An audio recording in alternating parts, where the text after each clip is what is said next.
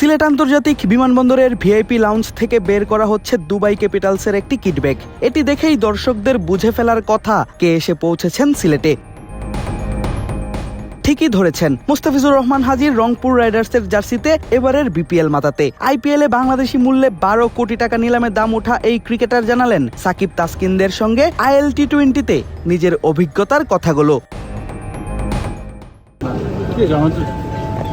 সবাই থাকলে তো আমাদের চ্যাম্পিয়ন প্লেয়ার দুই তিনজন কেন সবসময় বেশি প্লেয়ার থাকলে তো ভালোই লাগে।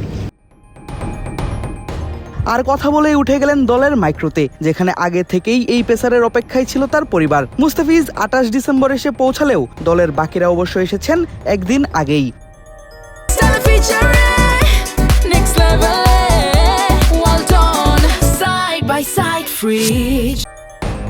গত 27 ডিসেম্বর সন্ধ্যায় ইফতিখার আহমেদের নেতৃত্বে সিলেট আন্তর্জাতিক বিমানবন্দরের ভিআইপি লাউঞ্জ থেকে বের হয় ক্রিকেটারদের এক বিশাল বহর, যেখানে ছিলেন খাজা নাফে, খুশদিল শাহ, আকিব জাবেদ, সুফিয়ান মুকিমরা, ছিলেন আরেক পাকিস্তানি অলরাউন্ডার ফাহিম আশরাফও। রংপুরের 6 বিদেশির সবাই পাকিস্তানি। বিদেশি কোটায় খেলবেন রংপুর রাইডার্সের হয়ে ছিলেন বাংলাদেশি স্পিনার রাকিবুলও। তাদের পেছন পেছন অন্যান্য দেশি ক্রিকেটারদের পাশাপাশি বের হয়ে আসেন দলটির পেসার নাহিদ রানা এবং মিস্ট্রি স্পিনার আলিস আল ইসলাম। চোটের কারণে গত আসরে আলিসের বিপিএল শেষ হয়ে গিয়েছিল মাঝপথেই। এবার নিশ্চয়ই পুরো আসর খেলতে মরিয়া এই স্পিনার রাখতে চাইবেন নিজের প্রতিভার স্বাক্ষর। আর নাহিদ আলিসের সঙ্গেই ছিলেন দলটির আরেক পেসার মৃত্যুঞ্জয় চৌধুরী। দলের মিডল অর্ডারের সবথেকে বড় তারকা তাওহিদ হৃদয় এসেছেন সিলেটে, যাকে এবারের বিপিএল নিলাম থেকে 92 লাখ টাকায় দলে ভেড়ায় রংপুর রাইডার্স। ছিলেন আরেক অলরাউন্ডার মাহমুদুল্লাহ রিয়াদ। নিলামের প্রথম ধাপে অবিকৃত ছিলেন তিনি, তবে শেষ অবধি তাকে কিনে নেয় রংপুর।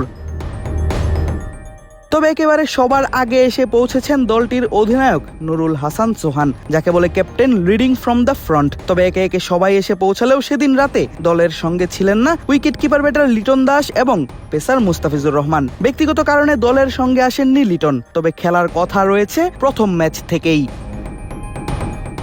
তবে দলের প্রধান কোচ মিকি আর্থার ছিলেন বেশ খোশ মেজাজে। ব্যাটিং কোচ মোহাম্মদ আশরাফুলকে সঙ্গে নিয়ে ওঠেন টিম বাসে, বসেনও একেবারে সামনের সিটে। রংপুর রাইডার্সের থিঙ্ক ট্যাঙ্ক বলা হয় তাদের দেয়া বুদ্ধি কাজে লাগিয়েই রাইডার্সরা জিততে চাইবে ম্যাচ। দেখার পালা তার কতটুকুই বা সম্ভব হয় বিপিএল এর এই সিলেট পর্বে। 27 ডিসেম্বর সিলেট এসে পৌঁছাবেন রাইডার্সরা, সেটা ছিল আগে থেকেই জানা। তাই সিলেট বিমানবন্দরে শেষ বিকেলেই হাজির হয়েছিল তাদের দৃষ্টিনন্দন টিম বাস। ইউএস বাংলার একটি অভ্যন্তরীণ বিমানে চড়ে সন্ধ্যা 6:30টায় দল নামে সিলেট আন্তর্জাতিক বিমানবন্দরে, আর সেখান থেকে বাসে চড়েই সোহানরা রওনা দেন টিম হোটেলের দিকে। আগামীকাল 29 ডিসেম্বর চট্টগ্রাম রয়্যালসের বিপক্ষে মাঠে নামবে তারা। 30 ডিসেম্বর ঢাকা ক্যাপিটালস, 1 জানুয়ারি রাজশাহী ওয়ারিয়র্স এবং 2 জানুয়ারি সিলেটের বিপক্ষের ম্যাচ দিয়ে শেষ হবে তাদের সিলেট পর্বের খেলা। আদিব আশরাফ, ক্রিক ফ্রেঞ্জি।